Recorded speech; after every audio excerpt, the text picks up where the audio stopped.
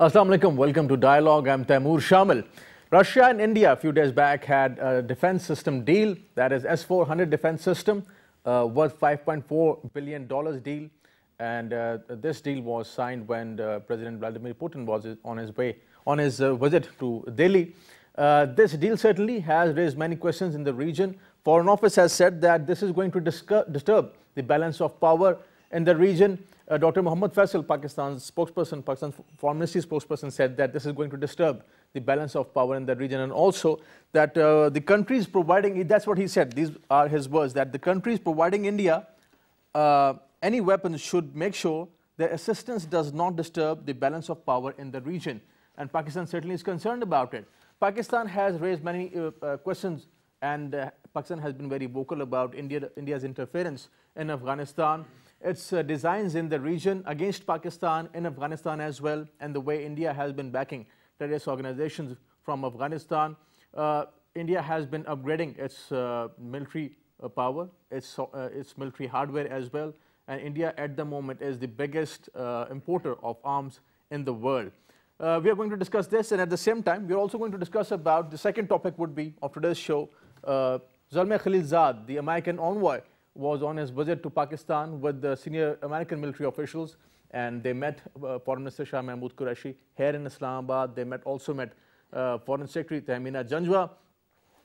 Now, US is expecting Pakistan to take some steps regarding the peace solution in Afghanistan.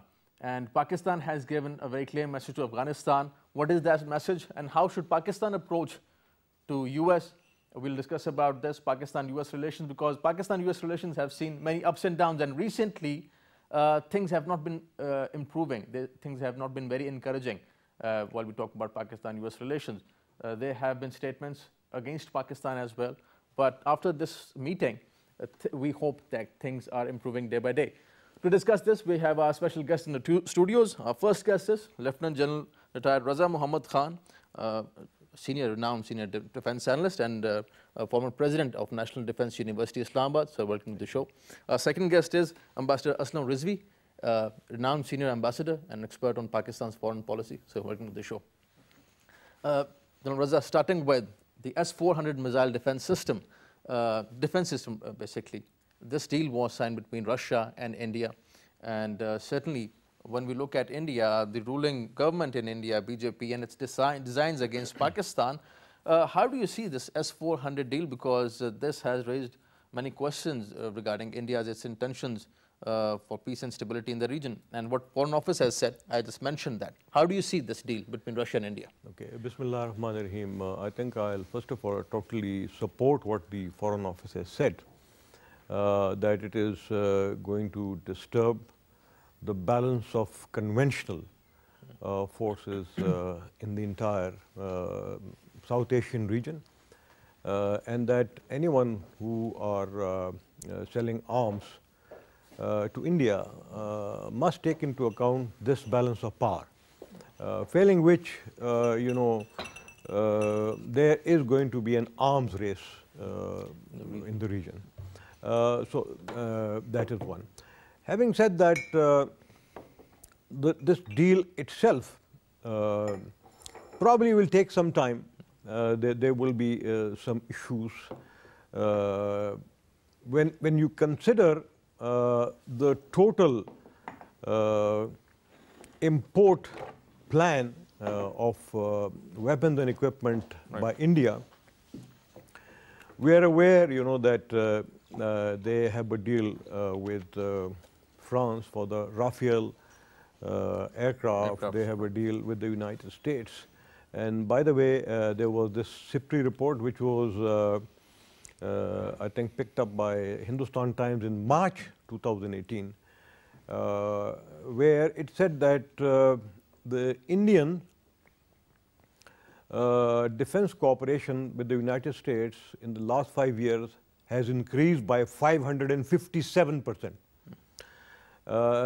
At the same time, Pakistan's defense cooperations with the United States has decreased by more than 37% or so. When you look at the overall defense budget of India, again, it is 7 times higher than Pakistan, over $48 billion. It is not only with the United States, it is also in close cooperation for acquisition of weapons and equipment, particularly surveillance and intelligence equipment with Israel. And now we know that it is there with Russia.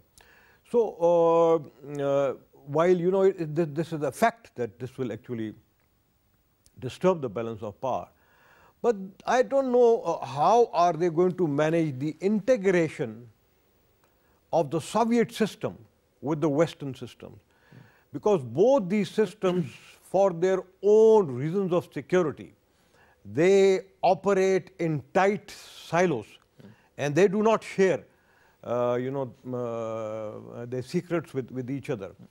So as I said, we'll have to wait and see how this goes on.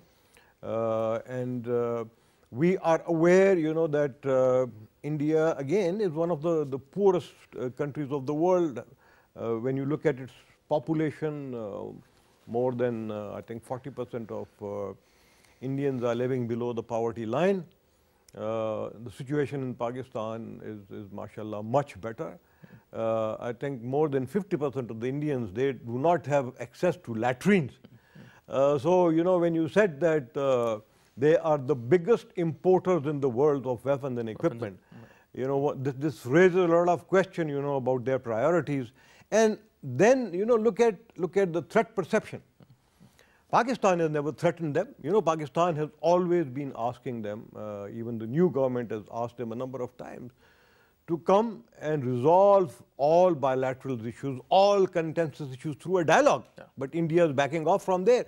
China, again, has a number of times said that India is welcome to join the Belt and Road Initiative and even the CPEC.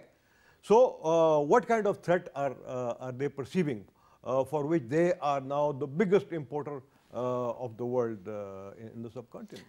Rightly said, and Ambassador Rizvi talking about this whole thing, Russia is the biggest exporter, let's say, and partner of India when it comes to arms selling. Russia has been selling India a lot of arms. Second is United States. Few months back, Russian officials were visiting Pakistan. After decades, Pakistan and Russia were moving forward, and there were talks that both countries are coming closer. After what happened in, let's say, Afghanistan, we were expecting that things would improve. Certainly, things might be improving. But after looking at the way Russia is supporting India at United Nations Security Council, as Shanghai Cooperation Organization, selling arms to India, all this, how do you see Pakistan-Russia relations and Russia selling arms to India? Russia is the biggest arms supplier to India for many years. And the S-400 system that they are selling is a part of $100 billion upgradation of the military equipment by India. It is to be pointed out that the sale of this 400 has raised an objection from the United States because of the sanctions on the Russians, and the Indians have sought waiver for that. Interestingly, the same equipment sold to China. The Americans have applied sanctions on China on this basis. So that's point one. The second point is that traditionally the Indians have been buying weapon systems from the Soviet Union, then Russia, and now from the West. Yeah. And we have been always pointing this out, that the induction of hardware in this region, which is disproportionate to what we see, is the legitimate requirement of defense by India, disturbs the balance of power in the region, and it is very dangerous for the region. India has been justifying this by saying that their militarization and their upgradation is to against China, because they see that as a main enemy. But the fact of the matter is that invariably, most of the equipment that they have purchased is on the Pakistan frontier, rather than towards China. They had a small skirmish in Doklam recently and got a beating and came China out too has S-400. from there. So yes, when the S-400 would be sold to them just to please the Americans to get the waiver, perhaps they may put them facing China, but when the hot war, if the tension arises, they will be shifting it from this side. Now, yes, I would agree with General Sahab we have to wait and see how long it's going to be a long-term process. There will be a problem of integration. Already they have a problem of integration. They are between the Russian equipment and the Western equipment. But historically, they have kept that kind of balance between Russia and They have kept the balance, but you see, one must see that till now, there were high-tech and state-of-the-art equipment was now coming from the West. This is the first one which has now come from Russia. In recent years. It's come from Russia. Now, to me, it poses a great challenge for the Pakistan military, for the country, how to counter that. And for the international community, it poses an extremely great threat. Not that Pakistan is going to attack India and that it could be then utilized and so on. The danger is that India, as you know, has been talking about cold start, but the biggest surgical strikes.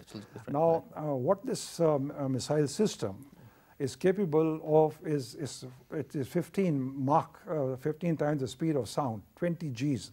It can, devastate your control centers in Pakistan. They can then follow up with other thing to neutralize Air Force.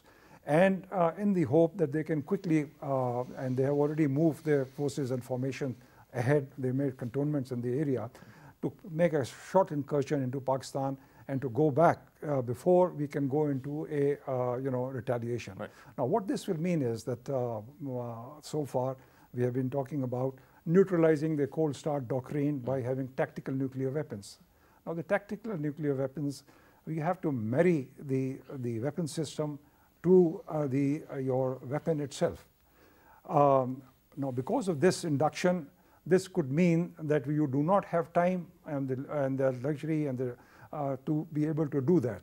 It is possible that as a retaliation for that, we may end up having hot missile system. We may have even hot the aircraft system to cater for that, which effectively means it reduces the nuclear threshold for the country, for this region. And this is a very worrisome situation. Certainly, and Pakistan... And it is for this reason, I may add, that the Americans have been very worried about induction of the S-400 even in Turkey and other parts of the world. So I think the world community has to take notice of this. And we have 2 years from now, before 2020 is when they are thinking of being able to do that. There should be enough pressure. Right. We should work in particular with the Americans to try them to scuttle this deal. The thing, but at the same time, I think the development is very interesting. What we are expecting from Russia, General Raza, and what we are expecting from the United States, when we talk about international community and the big powers actually are having, are supplying India with all this system. United States had a defense pact with India, which was about intelligence and also upgradation of their military hardware. Now Russia is supplying them S-400. When it comes to United States and how US is looking at this deal, the way Ambassador Rizvi is saying, according to the Washington Post report, the US embassy in Delhi, they have said that the intent of the United States sanctions law, which they had put sanctions on China when they were buying S-400. The intent of the US sanctions law is to impose costs on Russia for its malign behavior, not to impose damage to the military capabilities of our allies or partners. So there would be no sanctions on India, but on Russia for selling them S-400, not on India for buying S-400. So this duplicity, as we may call it, how do you see this? Well, this is, I think, very evident. I think presently it appears that the United States is really, I mean, blinded by its perception of the rise of the Chinese power. mainly, its economic power, and although China does not and cannot match the United States in military power. And because of that, I think it is even abandoning old allies like Pakistan, and it is abandoning Afghanistan, because although they realize that without the positive involvement and support of Pakistan, peace in Afghanistan will not return. But they have, in their South Asia policy, declared India as one of their closest and staunchest ally, because in the new policy, in their new worldview of the Trump administration, China and Russia are the enemies #1. And therefore, that dictum of the friend of my friend is my enemy, they are actually trying to prop up India against China. And in a manner also, the Trump was, he was very vocal and unambiguous before his coming to power in his election rallies and rhetoric. When he was asked a question, on how to deal with Pakistan, he said he's going to deal with Pakistan through India. So, it is that policy which is working. And I think the people of Pakistan and the various governments, I think probably they are all aware of that.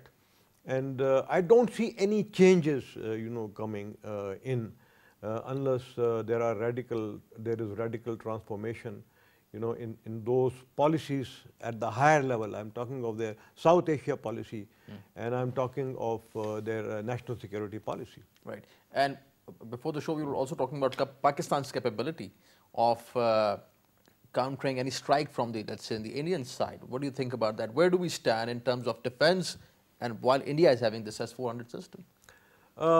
We need to understand that the S-400 system, is essentially an air defense system. Okay, it is, what they are importing is probably, they may be sufficient for one area. But remember, we have a very long India-Pakistan border, and India is a very large country. So it is impossible to cover the entire India, the air defense of the entire India. Even the United States of America cannot do that with conventional weapon system. So there will be always gaps, they will be there, and one will have to wait and see. While I would actually stick to what I had said earlier, that it is seriously disturbed, the balance of power, and it has given rise to an arms race in the region. But as far as Pakistan is concerned, rest assured that we are prepared, well prepared, to deal not only with the S-400, but any other weapon system that India may induct. Right. There is going to be a cost. Pakistan is never going to get into an arms race with India. Right. I think that has been the decision of various governments, and that's a very wise decision.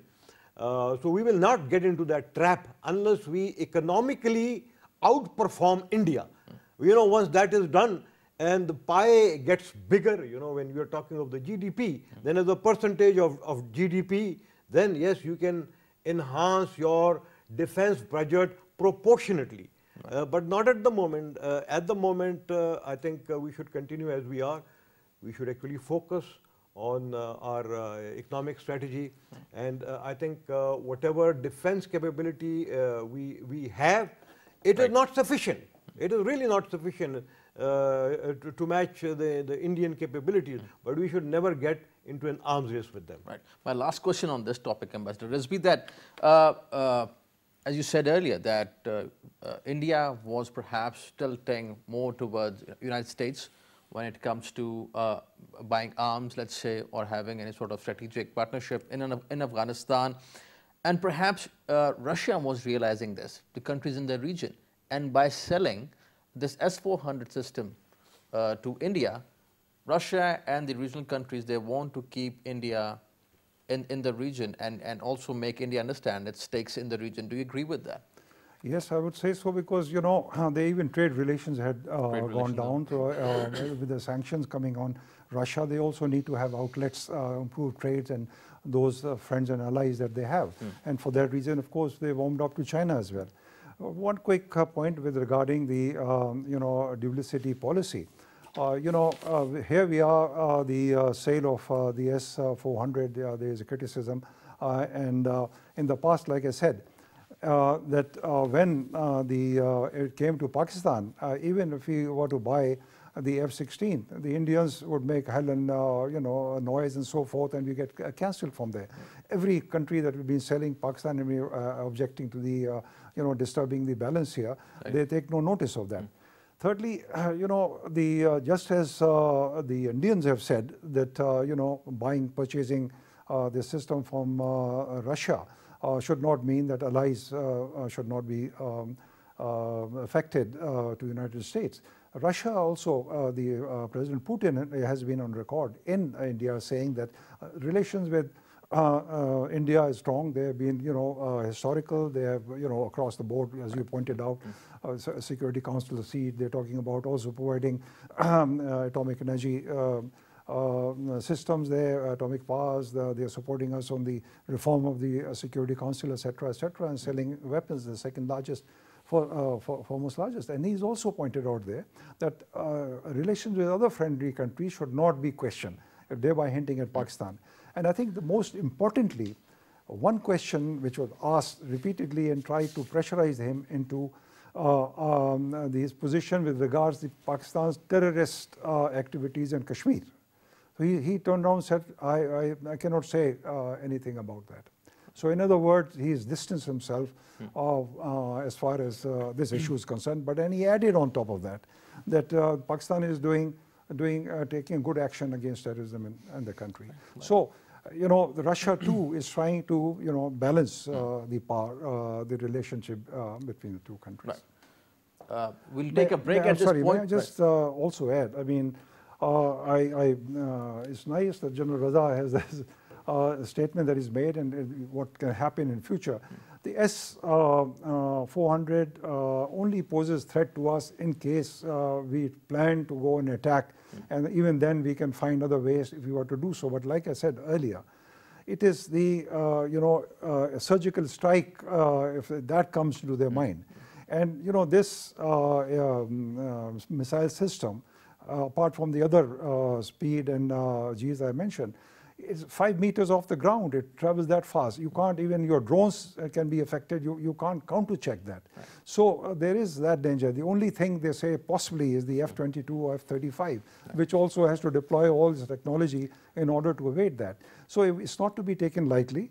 It is bound to be, we have to develop other ways, you know, maybe submarine launch, cruise missiles, etc., for which we will require resources. We don't want to go into a race, but we will require to upgrade and find other means of doing so. However, apart from, you know, the kinetic answers and for preparedness, we have to worry about the financial aspect. Right. And we have a window perhaps for, you know, 2 years or so before this is deployed, to be able to try and put our economic house in order. That should be a top priority. Right, right. And many experts also call it India's paranoia. You know, India is paranoid with other countries in the region, and $5.4 billion spent on S-400 is India's paranoia, and many experts might also call it India's loss. But let's see how it goes. We'll take a break at this point, and after the break, we're going to discuss about American envoy Zalmay Khalilzad and his visit to Pakistan. Khalilzad has been given the task to bring the Taliban on the negotiating table and to have talks with the Taliban and also put an end to 17 years long war in Afghanistan. And this war certainly has no end in sight. We're going to discuss about the Afghanistan situation and Pakistan-US relations in the wake of that. After this break, stay with us.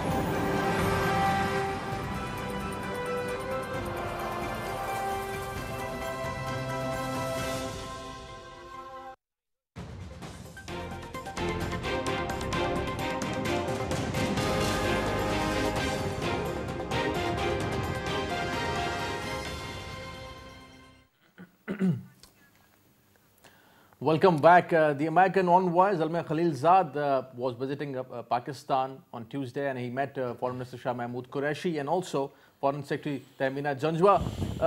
Zalmay Khalilzad, the American envoy, has been given the task to bring Taliban on the table for negotiations. The war in Afghanistan has entered in the 17th year, and we don't see any end to this ongoing war. There's unprecedented violence in Afghanistan. Taliban still control major parts of and many parts of Afghanistan, though there has been a report in New York Times that American government has been misleading the people on the war in Afghanistan. The defense analysts have said that 60% of the land in Afghanistan is still controlled by the Taliban. So now the bigger question, the bigger issue for the United States is to bring Taliban on the negotiating table and to have a peace deal with Afghanistan. Zalmay Khalilzad is the person, the focal person, to deal with the Afghan affairs and also to deal with Pakistan on this thing. Foreign Minister Shah Mahmood Qureshi earlier, when he was visiting United States on the sidelines of UNGA, made this thing very clear that what Pakistan wants, Pakistan certainly wants peace and stability.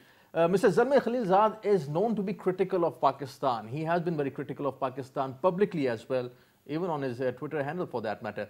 And he has been criticizing Pakistan. Foreign Minister Shah Mahmood Qureshi earlier said that he has been given a new role. Zalmay Khalilzad has been given a new role, and I hope, that's what the Foreign Minister said, I would urge him to be more sensitive to opinion in Pakistan. That is what Pakistan's stance is, because if the United States is expecting that Pakistan should do something about Afghanistan or bring different stakeholders on the table for talks, then certainly US has to be more sensitive towards Pakistan. General Raza, at this point that the American envoy Zalmay Khalilzad, hawkish otherwise towards Pakistan, and we also see many hawkish people in Kabul administration towards Pakistan as well. When they want Pakistan to do something about Afghanistan, they have to be sensitive towards Pakistan's opinion on the issue in Afghanistan. This stance, Pakistan's stance, how do you see it? I think, of course, this is the right stance. And they must listen to us, but because if they don't, then this will be, there will be disadvantage there. But when we are talking of, Mr. Zalmay Khalilzad's visit, then, a number of things, they come to mind. One doesn't know whether they're right or wrong. It gives the impression that maybe there is some change in the Trump South Asia policy, where eventually, they have realized that there is really no military solution to the problem in Afghanistan. And they have to sit and talk with all the warring factions. And the second change that one sees is that they may now be prepared, the US government, the State Department, and Khalilzad actually is an envoy of the Secretary of State, of the State Department, that they are willing, to talk directly to the Taliban, much to the dislike of the present Afghan rulers. So one will have to wait and see, this is of course a low level at which they may initiate this so-called dialogue. There are, some indications which came out from Qatar. There are some Taliban, who are talking to them, and of course there are two opinions on that. Some people say that they're all fake Taliban, and the real Talibans are sitting here in Afghanistan, and why should they travel to Qatar all the way? Why can't they talk sitting here in Afghanistan itself? So Taliban in Qatar office, they said that they met Ellis Wells. Yes. But the Ellis Wells office, they didn't deny it or accept. No, the question is not that. Right. The question is, who are the people who they are meeting? Whether those people are the real representative of the Taliban or not, that is the question. Okay, so this Qatar office, there are many people, even from Pakistan, who have been there, and they've been part of this dialogue, and from Afghanistan, and journalists and other people. They keep going, and I think this has been going on for the last 10 years. So you don't accept that? No, I'm not saying that. Right. I'm not saying that. What I'm saying is that there is one opinion where they say that, well, the people the Taliban who are, who have an office in Qatar are the true representatives of the Taliban who possess 60% of Afghanistan. Right. Okay, there is another opinion who say that these people belong to the group who have only 40%, which means the government people who are part of the government. And they are not part of the, let's say, the hardcore Taliban like the Tehreek-e-Taliban Afghanistan and others. So, there is this issue, who are they talking to? And why are they talking to them in Qatar? Isn't it, a fair question to ask? So, one will have to wait and see. But having said that, I think the government of Pakistan has said it, the Foreign Office has rightly said it, it is in Pakistan's national interest to support all such initiatives. Whatever, Pakistan can do, and right now Pakistan has very little influence, on the warring faction in Afghanistan.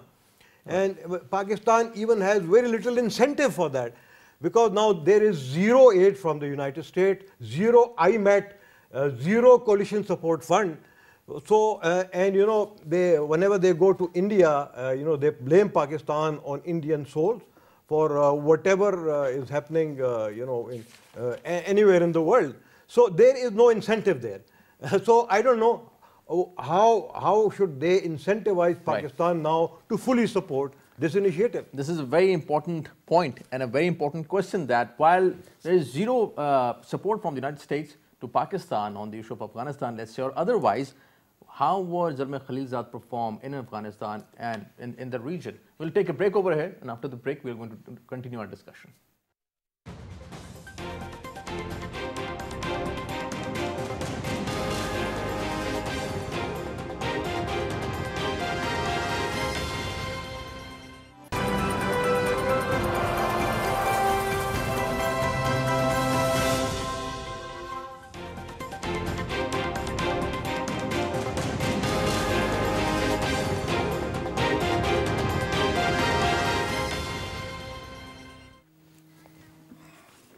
Welcome back. 17 years on, the war continues in Afghanistan, and Afghanistan still is a country which is disturbed, fragile. Still, there is unprecedented violence going on in Afghanistan.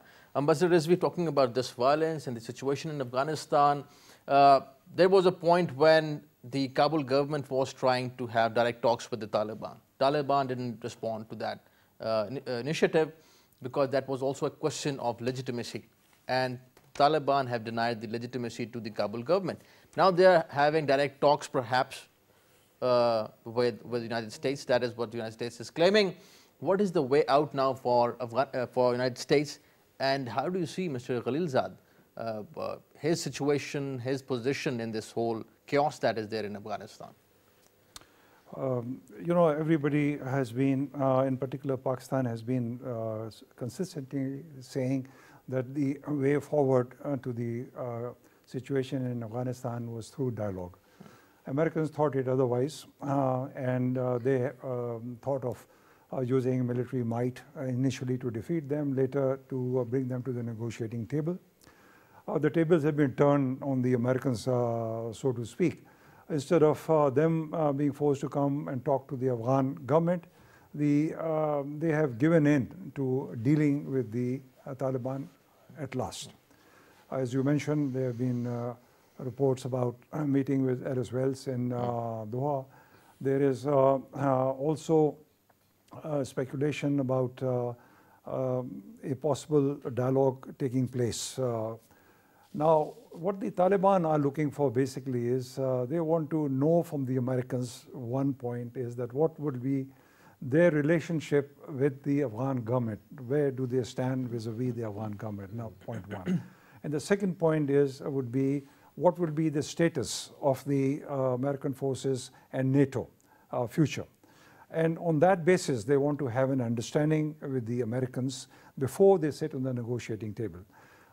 And when they come to the negotiating table, it's a long way to go. It has to first decide where will it be held, who will be participating, what will be the agenda. So we are far away from that part. First is this, the main issues are these discussion. And now on the American side and the Afghanistan government side, there have been overtures about ceasefire and asking for ceasefire and stopping of military action. And you know, initially there was a small gap where the Taliban had responded, but thereafter they have not. And also there within the country, there is now peace movements taking place in Afghanistan asking, look, enough is enough, we want to move forward and want to have peace. So there is this, the Special Envoy's visit in the region was try to see how they can move forward. Now, one of the demands, or one or two demands which are being made by the Taliban side is, of course, you have to create a conducive atmosphere. They want the prisoners relieved. There are about 2,000 prisoners with the American custody. And they want some of the sanctions which are on the leaders to be restricted for their movement and so on. You know, this comes into where they're going to discuss, going to meet and so on. So it's what we are now seeing is that looking into the mechanics of how will the dialogue process go forward. This is what I feel is happening right now.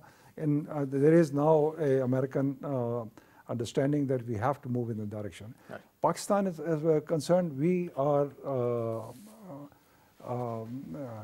supporting 100% the process of dialogue, because peace in Afghanistan means peace with Pakistan and peace in the region. Right. And so we are very supportive. But to expect Pakistan will be able to push the Taliban or the Haqqani network to a negotiating table so the Americans can dictate their terms to them is something that is not likely either to be accepted by the Taliban or for Pakistan having the capacity or willingness to do that. What we can do is we can facilitate talks. We can certainly do that. I mean, like we've been doing in the past, you know, we can offer... But there's even facilitating talks is a very thankless job, because we tried that twice. Yes. And twice there was this news of Mullah Omar's death and then the attack on Mullah Akhtar Mansoor. So this has been going on. And as far as our relations with the United States are concerned, I mean, they see us through the prism of Afghanistan. They base it on Afghanistan, how much we cooperate there and help them out and so on. Look, I mean, Pakistan is, like I said, willing as far as it goes. But then we have also our concerns about the territory being used from there against Pakistan, the direct involvement of India within the country and so on, through spies and sabotage and so forth. So, and on top of that, I mean, we were having to use precision weapons in order to fight the terrorists in our country.